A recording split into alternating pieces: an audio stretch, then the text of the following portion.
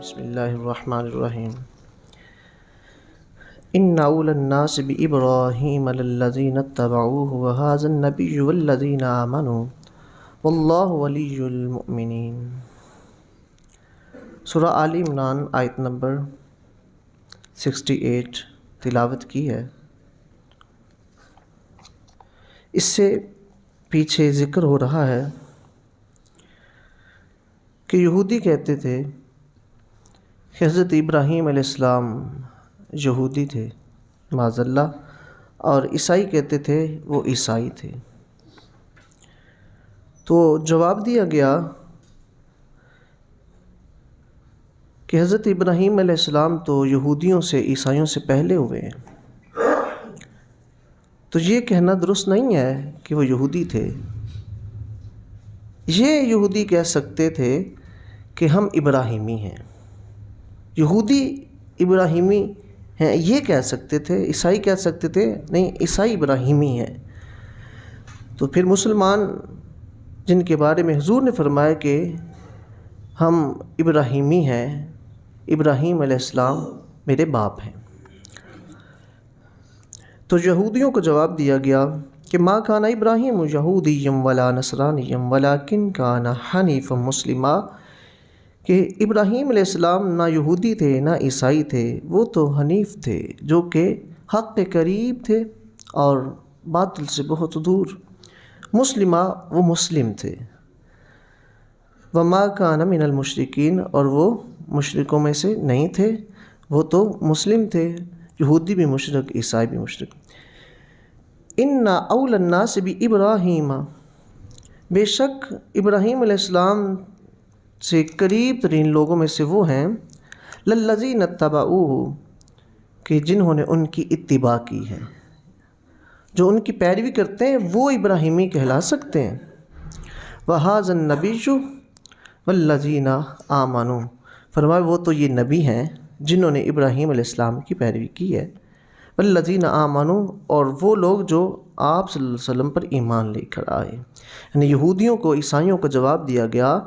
کہ ملت ابراہیمی یہی ہے، اسلام ہی ہے، نبی کریم صلی اللہ علیہ وسلم کا دین ہی ہے، اور نبی کریم صلی اللہ علیہ وسلم ہی وہ ہے جنہوں نے ان کی اتباع کی۔ واللہ ولی المؤمنین، اور اللہ تعالیٰ مومنین کا مددگار ہے۔ ودت طائفۃ من اہل الکتاب لو یضلونکم، ودت طائفۃ، اور ایک گروہ چاہتا ہے من اہل الکتاب، کتابیوں میں سے،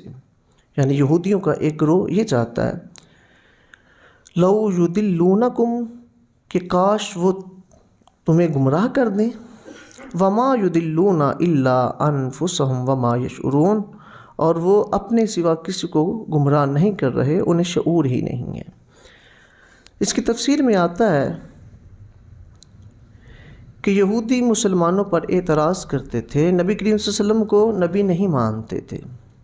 وہ کہتے تھے ہماری کتاب تورات میں تو یہ لکھا ہے، اپنی طرف سے من گھڑت بات بیان کرتے تھے کہ ہماری کتاب میں تو لکھا ہے کہ حضرت موسیٰ علیہ السلام کی جو شریعت ہے وہ دائمی ہے، وہ کبھی ختم نہیں ہوگی، منقطع نہیں ہوگی، وہ تو ہمیشہ رہے گی، قیامت تک یہی شریعت باقی رہے گی۔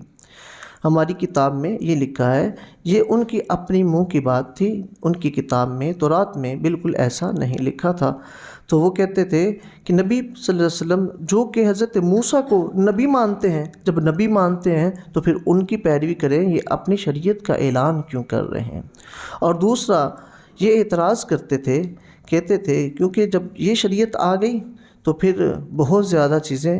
وہ یہودیوں کی اور تورات کی جو ہے وہ منسوخ ہو گئی تھیں،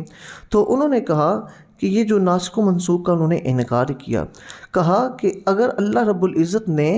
ان احکامات کو منسوخ ہی کرنا تھا تو پہلے اللہ رب العزت نے ان کا حکم کیوں دیا، پہلے نازل کیوں کیے؟ یہ بات کرتے تھے اور اس طرح باتیں کر کے لوگوں کو گمراہ کر رہے تھے۔ کہتے تھے کہ اس سے تو یہ لگتا ہے معاذ اللہ کہ اللہ رب العزت کو علم ہی نہیں تھا، اللہ تعالیٰ کے علم میں جو ہے وہ نقص آتا ہے کہ اللہ نے پہلے نازل کیا پھر منسوخ کر دیا، حالانکہ ناسخ و منسوخ میں یہ جو اللہ رب العزت کسی حکم کو منسوخ فرماتا ہے وہ انسان کی بھلائی کے لیے ایسا ایسا کرتا ہے۔ میرے رب کو علم ہوتا ہے لیکن آہستہ آہستہ انسان عادی ہوتا ہے، بتدریجاً جو ہے میرے رب حکم نازل فرماتا ہے، تو یہ انسان کی بھلائی کے لیے ہی ایسا میرے رب کرتا ہے، میرے رب کو علم ہوتا ہے۔ تو انہوں نے اس طرح یہ باتیں کر کے لوگوں کو گمراہ کرنے کی کوشش کی، تو قرآن نے کہا وَمَا يُضِلُّونَ إِلَّا أَنفُسَهُمْ وَمَا يَشْعُرُونَ، وہ لوگوں کو گمراہ نہیں کر رہے بلکہ وہ اپنے آپ کو کر رہے ہیں، انہیں شعور ہی نہیں ہے کہ ایسی باتیں کر کے جہنم خرید رہے ہیں، اللہ تعالیٰ کی ناراضگی مول لے رہے ہیں، تو ان کو شعور نہیں ہے۔ یا اہل الکتاب لم تکفرون بآیات اللہ وانتم تشہدون، اے کتابیو تم کیوں انکار کرتے ہو اللہ کی آیتوں کا، وانتم تشہدون، حالانکہ تم جو ہے وہ خود شاہد ہو، گواہ ہو، کیونکہ ان کی کتابوں میں ذکر ہے کہ نبی آخر الزماں آئیں گے اور ان پر نبوت ختم ہوگی، جیسا کہ حضرت عبداللہ بن سلام رضی اللہ تعالیٰ عنہ سے حضرت عمر فاروق رضی اللہ تعالیٰ نے پوچھا کہ یہ جو قرآن پاک میں ہے کہ آپ نبی پاک صلی اللہ علیہ وسلم کو ایسے پہچانتے جیسے اپنے بیٹوں کو، تو آپ نے کہا ہم بیٹوں سے بھی زیادہ حضور صلی اللہ علیہ وسلم کو پہچانتے ہیں، کہ اتنی کثرت سے ہماری کتاب میں آپ صلی اللہ علیہ وآلہ وسلم کا ذکر کیا گیا ہے، یعنی کہ ایسے پہچانتے ہیں جیسے بیٹوں کو قرآن نے کہا۔ تو اتنی کثرت سے ان کی کتابوں میں جب ذکر کیا گیا تو وہ خود شاہد ہوئے کہ یہ باتیں تو ان کی کتابیں موجود ہے، لیکن وہ جو ہے وہ بغض کی بنا پر اور وہ حسد کی بنا پر، انا کی بنا پر وہ انکار کر رہے تھے نبی پاک صلی اللہ علیہ وسلم کا۔ تو میرے رب نے فرمایا یا اہل الکتاب لما تکفرون بآیات اللہ وانتم تشہدون، تم کیوں اللہ کی آیتوں کا انکار کرتے ہو حالانکہ تم خود گواہ ہو، یعنی تمہیں علم بھی ہے پھر بھی انکار کر رہے ہو۔ یا اہل الکتاب لما تلبسون الحق بالباطل وتکتمون الحق وانتم تعلمون، اے اہل کتاب تم باطل کو حق کے ساتھ کیوں ملاتے ہو، وتکتمون الحق، اور تم کیوں حق کو چھپاتے ہو، وانتم تعلمون، حالانکہ تم جانتے ہو۔ حق کیا؟ نبی کریم صلی اللہ علیہ وسلم کی ذات، کہ وہ جانتے بھی تھے کہ یہ نبی آخر الزماں ہے لیکن پھر بھی چھپاتے تھے، ان کے علماء چھپاتے تھے۔ وہ کہتے تھے اگر یہ بات واضح ہو گئی تو لوگ تو ایمان لے آئیں گے، حالانکہ وہ جانتے تھے، کیونکہ حضرت عبداللہ بن سلام نے یہ جو بات کہی نا کہ ہم اپنے بیٹوں سے بھی زیادہ حضور کو پہچانتے تھے، آپ نے اس لیے کہی کہ ان کی کتاب میں تھا، انہوں نے پڑھا تھا اور وہ عالم تھے یہودیوں کے، حضرت عبداللہ بن سلام۔ تو میرے رب یہی فرما رہا ہے کہ تم کیوں چھپاتے ہو، حالانکہ تم جانتے ہو، تمہیں علم بھی ہے، پھر بھی چھپاتے ہو کہ یہ نبی آخر الزماں ہے، تو پھر کیوں جھگڑا کرتے ہو؟ تو نبی کریم صلی اللہ علیہ وآلہ وسلم کی ذات اس حق سے مراد ہے کہ تم جو ہے وہ حق کو کیوں چھپاتے ہو۔ وقالت طائفۃ من اہل الکتاب آمنوا بالذی انزل علی الذین آمنوا وجہ النہار واکفروا آخرہ لعلہم یرجعون، اور اہل کتاب کے ایک گروہ نے کہا کہ آمنوا بالذی انزل علی الذین آمنوا، فرمایا کہ تم ایمان لے آؤ اس پر جس پر لوگ ایمان لے کے آئے ہیں، وجہ النہار، صبح کے وقت، وَاکْفُرُوا آخِرَہُ، اور شام کو اس کا انکار کر دو۔ 12 یہودی علماء اکٹھے ہوئے اور انہوں نے آپس میں سر جوڑ لیے کہ لوگ دن بدن زیادہ مسلمان ہوتے جا رہے ہیں، مسلمانوں کی تعداد بڑھتی جا رہی ہے روز بروز، تو اس کا کیا حل کیا جائے، علاج کیا کیا جائے؟